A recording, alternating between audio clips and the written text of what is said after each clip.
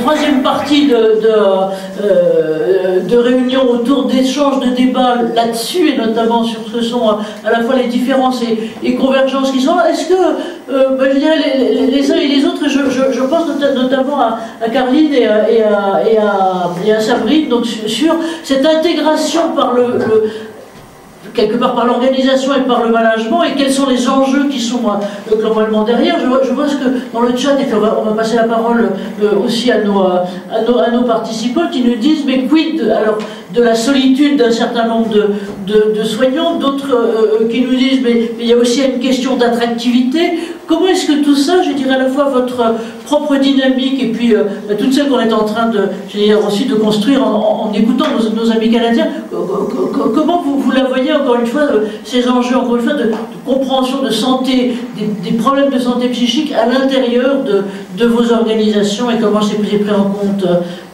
Caroline, Sabrine, on en disait deux mots l'autre jour en préparant. La dernière fois, quand on échangeait, merci Anne-Marie, on parlait...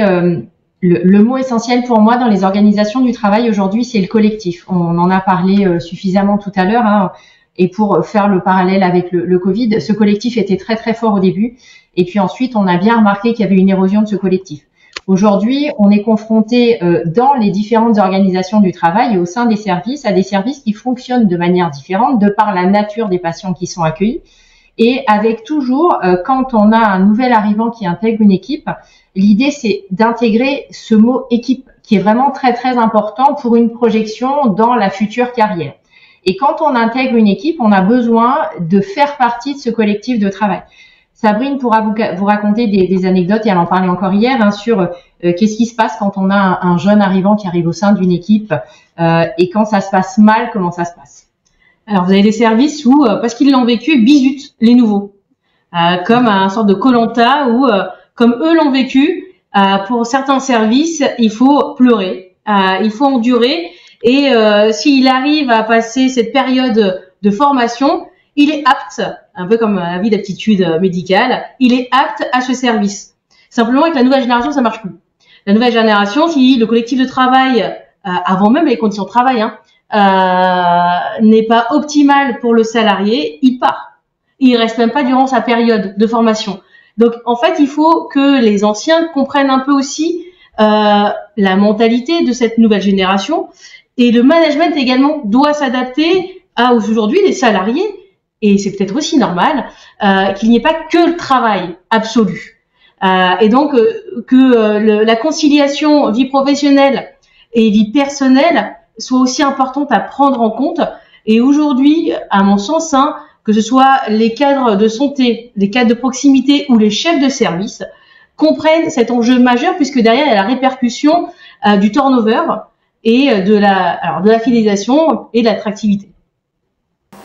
Merci. Merci Sabrine. Je vois là dans le chat qu'on avait, alors pardon parce que j'ai pas votre nom de famille, mais Salia, si vous pouvez peut-être prendre la parole et faire écho aux discussions qu'on avait, parce qu'on les a un peu lancées sur ce terrain avec votre question, en disant on va tenir compte en lien avec les questions de turnover, de solitude, de travail difficile et de notion de travail d'équipe. Est-ce que vous voulez bien peut-être reformuler les choses et puis faire état de votre vécu, Salia, si vous êtes là? Ouh, Salia. Non, pas de Salia. Alexis, si vous êtes toujours là, et j'ai vu que vous étiez sous un grand parapluie, j'espère qu'il ne pleut pas trop, mais si, peut-être pareil, vous, avec un petit peu tous les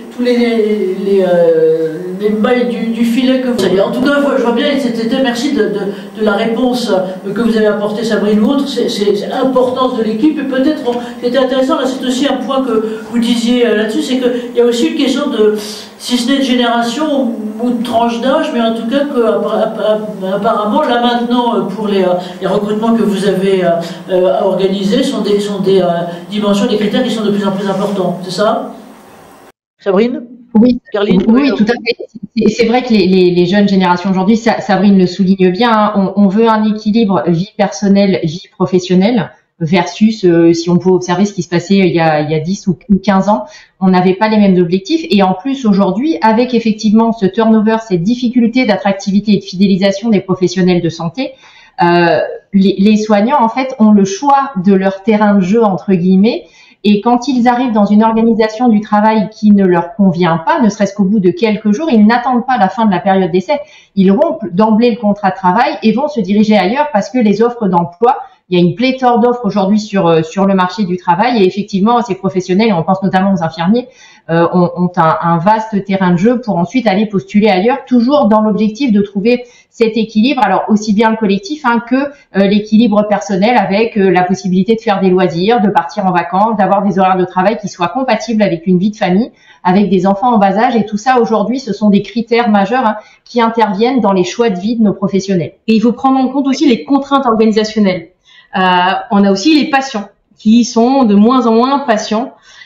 Et donc, on a des professionnels qui doivent s'adapter aussi à cette typologie de patients, avec des propos, des comportements qui sont inadaptés et une fatigue qui est présente. C'est d'où le thème aujourd'hui de la santé psychique.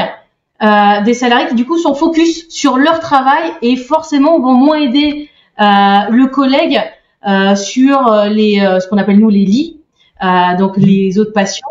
Et donc, Salia a raison sur un collectif de travail qui s'étiole avec le temps, parce que aussi on a des professionnels qui sont de plus en plus fatigués, épuisés, et du coup font focus sur leur activité propre et vont moins être sur du collectif. Mais ça, c'est à l'encadrement aussi d'un moment de dire stop.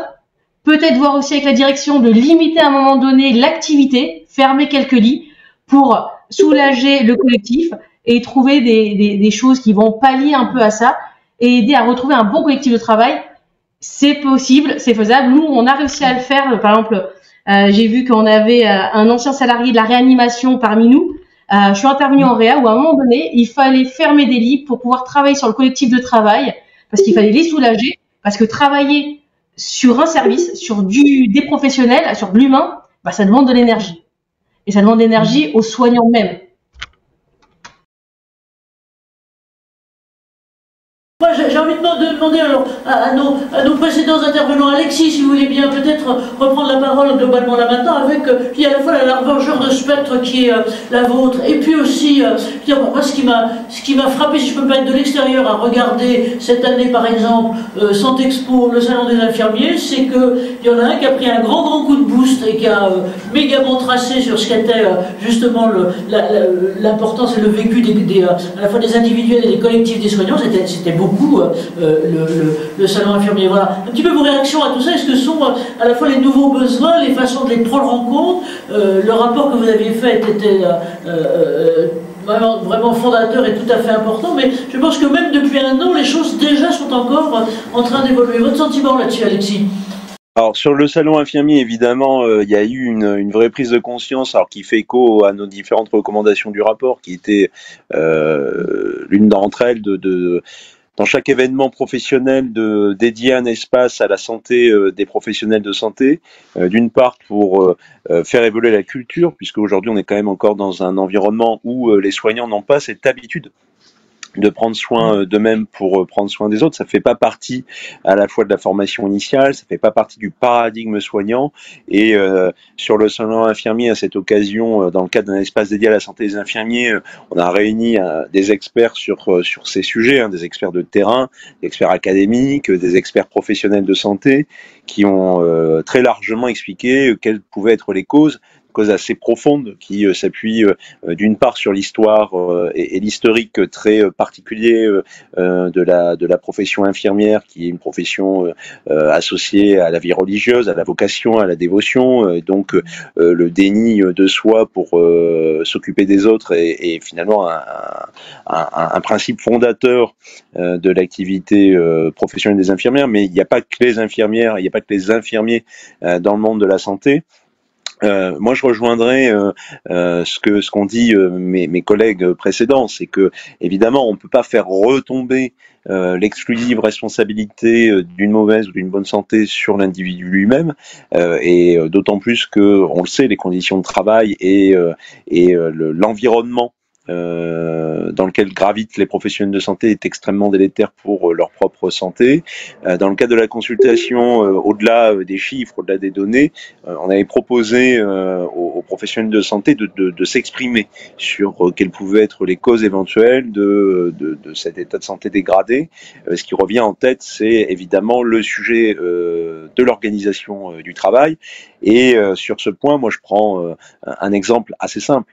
Le bureau d'intelligence collective de la MNH a travaillé là-dessus et a publié récemment un livret dédié à l'accompagnement à la grossesse hospitalière, tout simplement parce que lorsqu'on interroge les soignants, la grossesse est un sujet extrêmement mal vécu, mal perçu par les professionnels de santé eux-mêmes, qui se refusent parfois même d'annoncer, ou retardent au plus tard d'annoncer la grossesse à leur cadre de santé.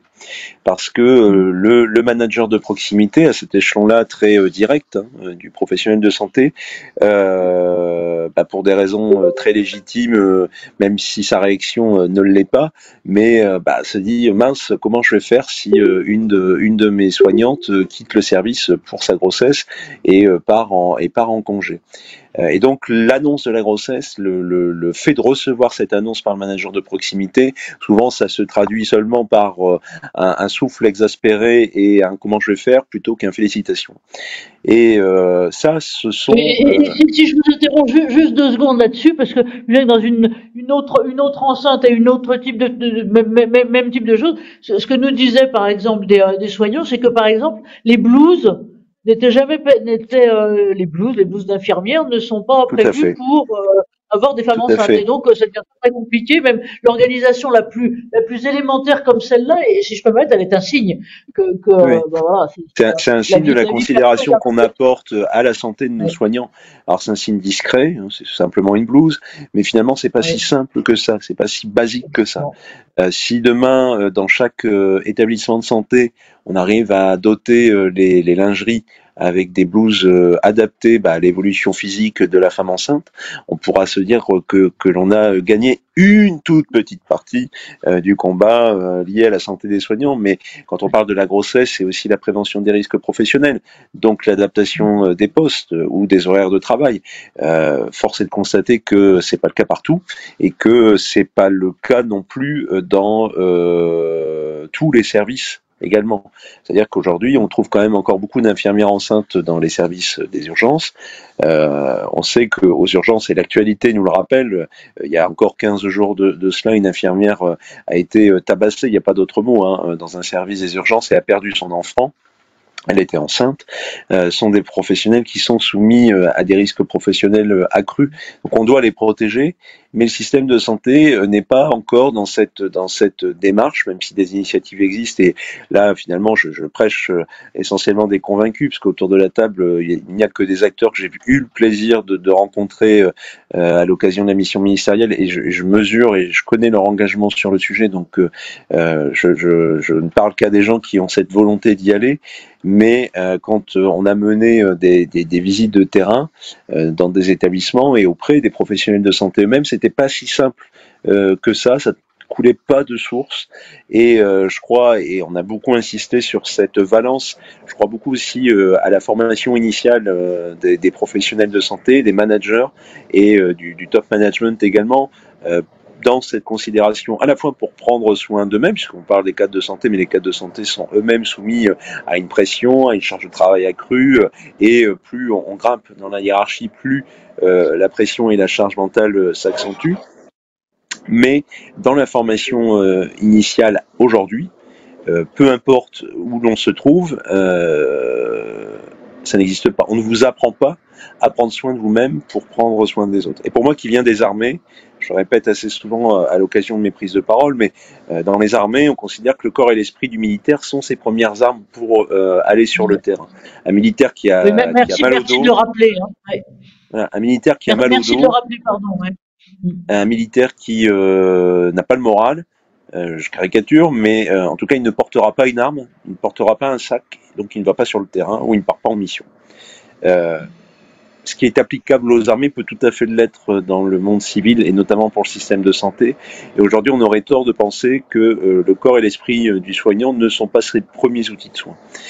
Aujourd'hui, la prise de conscience, comme Mme Berthozen l'a rappelé, la prise de conscience, elle est pas si nouvelle que ça. Par contre, le sujet est installé dans le débat public depuis peu.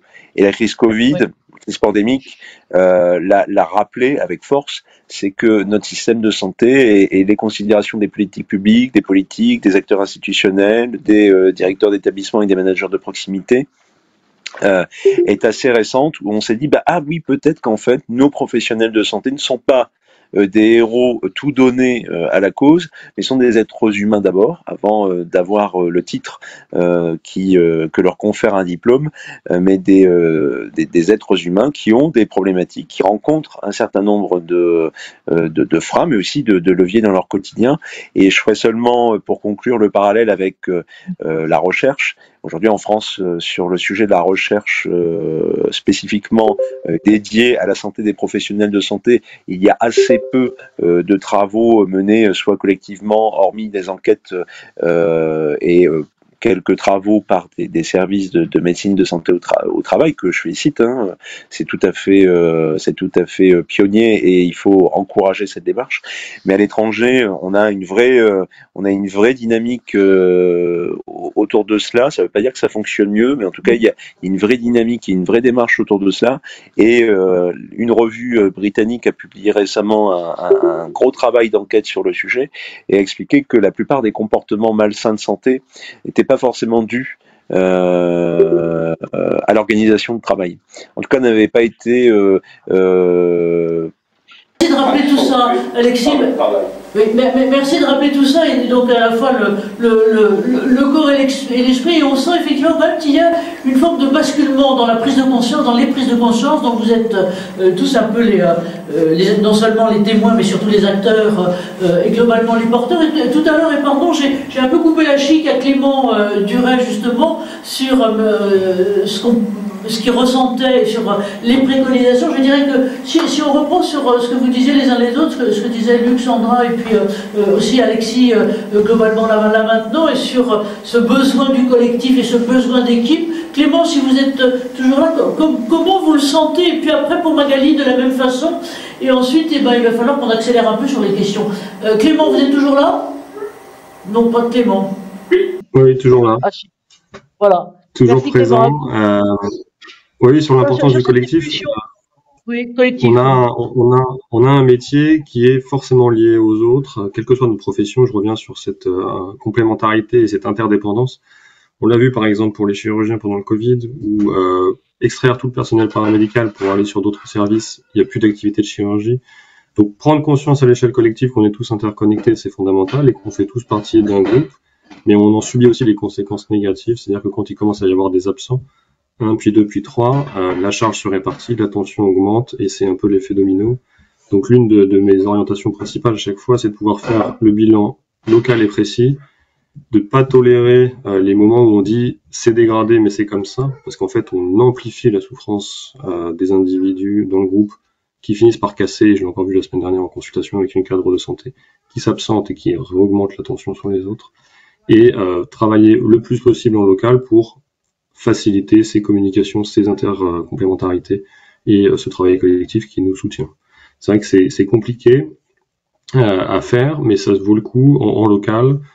Et on a un grand sujet, on n'a pas beaucoup parlé aujourd'hui, mais c'est la responsabilité managériale dans la résolution des conflits, dans la justice organisationnelle, et un peu dans l'organisation du fonctionnement du service, qui, en tout cas je parle pour la paix, que je connais bien de l'intérieur, est parfois insuffisamment traité, et qui fait le lit malheureusement de grandes difficultés.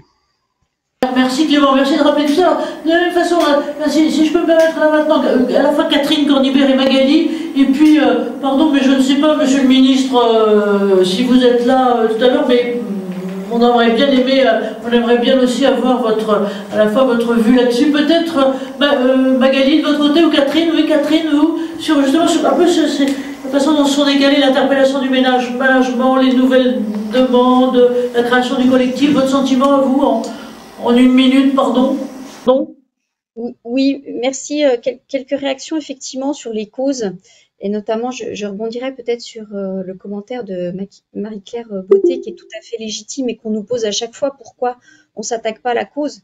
J'ai envie de dire, les causes, elles sont multiples. Et effectivement, si chacun de nous, et on voit bien, peut agir à son niveau, que ce soit au niveau associatif, médical, unité dédiée, plateforme, je pense que les causes, elles sont multiples et que les réponses doivent être aussi multiples en fonction aussi des besoins de chacun. Donc évidemment, il faut s'adresser à la cause, mais c'est un grand, grand chantier. On parle beaucoup de qualité de vie et de conditions de travail, c'est évidemment hyper important. Moi, je dirais aussi, c'est très important de s'attacher à l'individuel, comme on le fait aussi au niveau de l'association et des unités dédiées, mais c'est un tout. Il faut s'attaquer un peu sur tous les fronts, y compris sur la formation dont on n'a pas forcément parlé aujourd'hui parce que c'est pas le sujet. Mais le management, c'est important. Rompre l'isolement, c'est important. S'occuper de soi, c'est important. On n'a pas parlé du social, mais si on n'a pas de ressources sociales et si on voit plus personne, eh ben c'est un des 3 piliers de la santé, en tout cas la définition de la santé qui s'en va.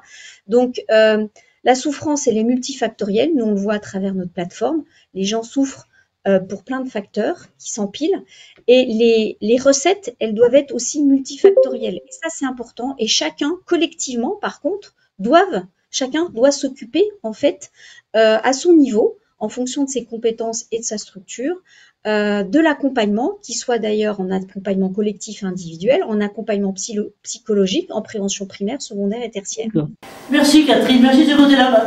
Magali, même question pour vous, si vous voulez bien, sur encore une fois, sur l'importance de l'équipe et les impacts et répercussions, je dirais aussi, de diffusion finalement de ces bonnes pratiques et de cette conscience, ce niveau de conscience au niveau des collectifs et du management. Oui, écoutez, je voulais juste rajouter justement que aujourd'hui, ce qu'on est en train de faire aujourd'hui ici, tous ensemble, ou même ce qui se passe de façon plus collective, c'est qu'aujourd'hui on en parle, parce que pendant des années on n'en a pas parlé. Je rappellerai quand même que la description du burn-out date quand même de 1974, si je ne me trompe pas, et déjà chez des professionnels de santé, ce qui montre bien que la vulnérabilité n'est pas nouvelle, parce qu'à l'époque on parlait pas encore de ces dimensions d'intensification du travail, de choses comme ça. Donc ça vient bien parler d'une vulnérabilité qui elle-même est intrinsèque au métier, à l'exposition à la souffrance. Et déjà, je trouve que le fait de parler de ces thématiques est une prévention en tant que telle, parce que comme je disais, pendant des années, celui qui disait souffrir, finalement, il venait fragiliser quelque part un petit peu l'équipe et il pouvait se retrouver exclu. On pouvait voir ça. Donc aujourd'hui, effectivement, le collectif me paraît important et en parler va permettre peut-être que les gens se saisissent en équipe ou de façon individuelle pour leur propre santé des ressources qui existent. Ok, merci Magali. Alors, je vois que le temps file et on a aussi Jean-Marie qui est avec nous, Jean-Marie Fester. Je dirais que vous voyez globalement un peu l'ensemble. Quels sont les points, je dirais, que vous aimeriez peut-être mettre en avant, j'allais dire, du côté de ce qu'on vient de dire, c'est-à-dire sur l'importance de la mobilisation des équipes, les nouvelles attentes, je veux dire les attentes nouvelles et en tout cas maintenant claires du côté des juniors et globalement de ceux qui rentrent. Et puis je me permets de faire un nouvel appel, je ne sais pas s'il est là maintenant, mais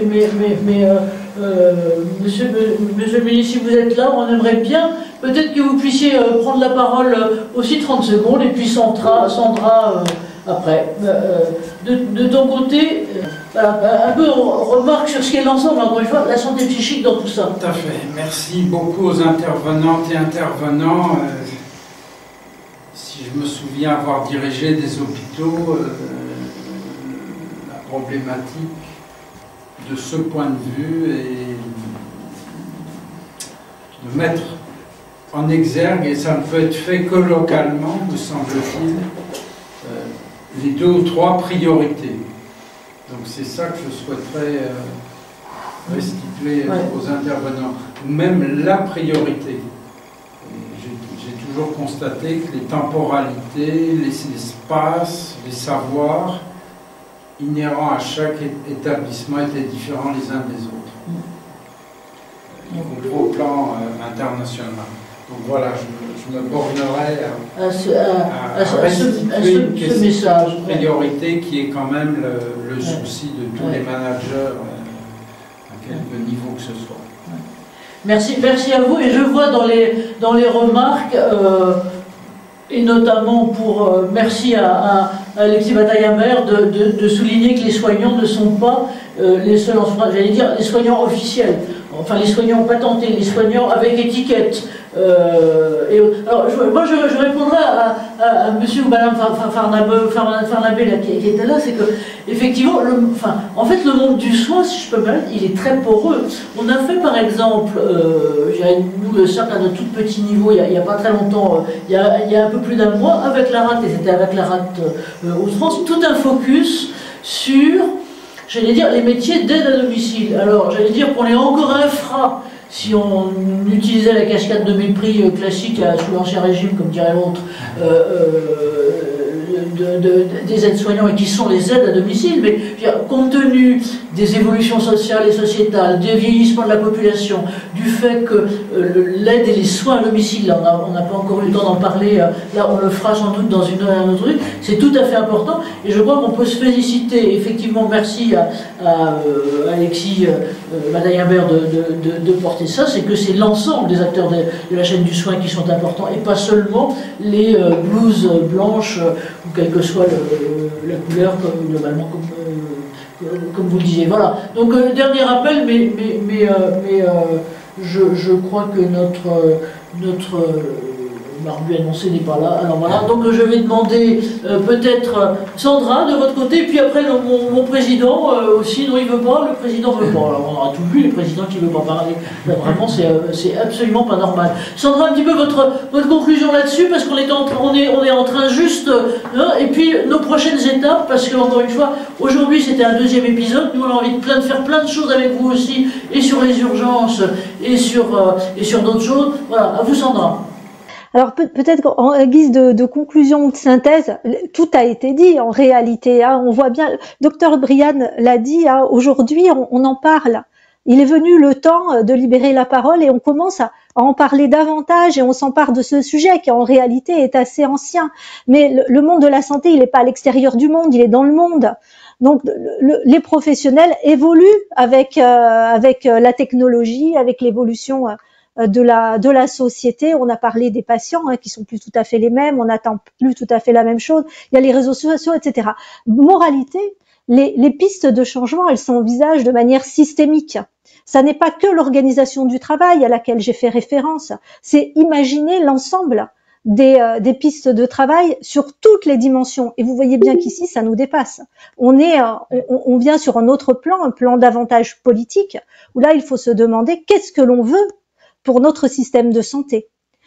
Comment peut-il continuer d'assurer ses missions tel que la santé est inscrite dans notre Constitution, avec les valeurs que nous portons, liberté, égalité, fraternité, laïcité et solidarité, mais avec les moyens qui sont plus les mêmes, avec une société qui change, avec des professionnels qui ont envie d'autre chose, avec des patients qui ont besoin de pouvoir d'agir, mais qui veulent aussi que les choses aillent plus vite, etc., qui veulent être mieux informés.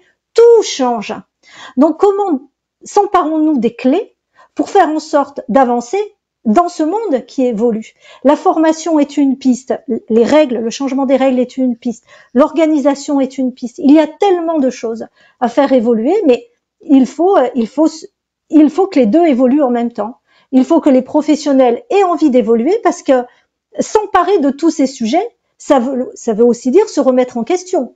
Pas seulement par la formation, c'est aussi au quotidien, remettre en question les pratiques que l'on a pour aller vers d'autres. Je parlais du partenariat patient, mais on peut parler du numérique, on peut parler de tas et de tas de sujets de ce type, mais ça veut dire aussi que la tutelle se remet en question, enfin pas de côté pour transmettre son autorité. Ça veut dire aussi qu'on accepte de perdre un petit peu le contrôle, mais de le reprendre différemment. Vous voyez, c'est vraiment un sujet qui est systémique et qui s'envisage à tous les niveaux de la chaîne de commandement, et au-delà du niveau politique, eh bien, vous savez, il y a ce sujet qui me plaît beaucoup, c'est aussi au niveau épistémologique, parce que c'est ensemble qu'on construit les nouvelles connaissances, ou que l'on enrichit les connaissances existantes, dont on s'empare à l'intérieur des établissements. Voyez, voilà. Et ça pourrait faire l'objet, vous voyez, de tas et de tas de cycles de. Mais ça va faire l'objet de suite. Merci Sandra, parce que effectivement, on va et avec vous tous, merci à vous tous.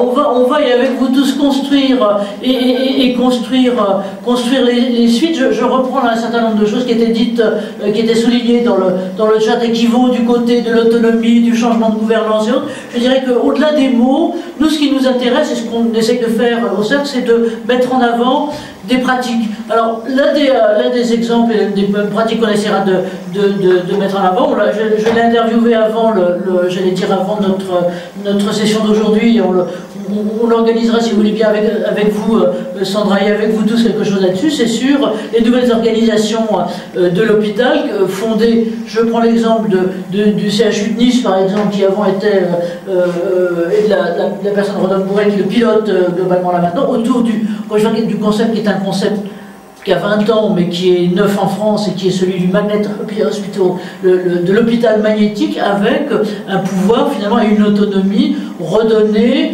à des équipes qui sont des vrais binômes de soignants, et donc c'est redonner le soin aux soignants. Donc voilà, on va vous remercier, je crois, pour tous cela. Jacques voulait bien...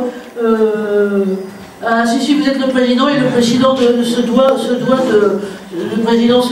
de conclure avec nos prochaines étapes, l'une en juin, justement toujours là-dessus, sur santé mentale et organisation des soins et nouvelles formes de l'hôpital. Ça sera dans le cadre de Préventica, et puis toujours pareil avec des exemples de terrain et un certain nombre d'entre vous, et puis à la rentrée sur ces fameux concepts à la fois de nouveau, d'urgence et de crise. Jacques.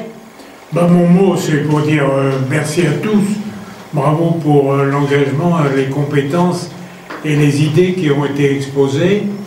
Moi, je voudrais surtout que nous retenions des pistes d'action et que on puisse, par ces échanges, multiplier les pistes d'action.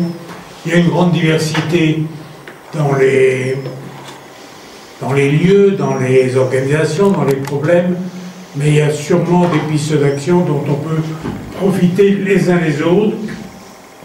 Et ça, je voudrais, sur cette première réunion, qu'on retienne, voilà, comme la richesse de l'échange. Et qu'on les applaudisse. Merci à vous tous qui avez été là. Patient dans les analyses techniques et précis et percutant dans vos interventions. Un grand merci, et grand merci à nos participants aussi, à qui on a laissé la parole une fois de temps en temps, mais pas tant que ça finalement. La prochaine et surtout les prochaines, le replay lundi prochain. Donc merci de vous laisser vos coordonnées pour qu'on puisse les envoyer. Et puis, puisque vous avez nos coordonnées, envoyez-nous vos suggestions et autres. Le programme, on va le construire avec vous et on a besoin de vous tous. Donc merci à vous tous, merci Magali, merci Catherine, merci Alexis, Sandra, Luc, Sabrine, Caroline, Clément, et puis merci à nous finalement aussi, parce que voilà. Et on est très content d'être là et on vous remercie infiniment. Bye et à tout bientôt. Merci Catherine. Et bravo, merci Anne-Marie.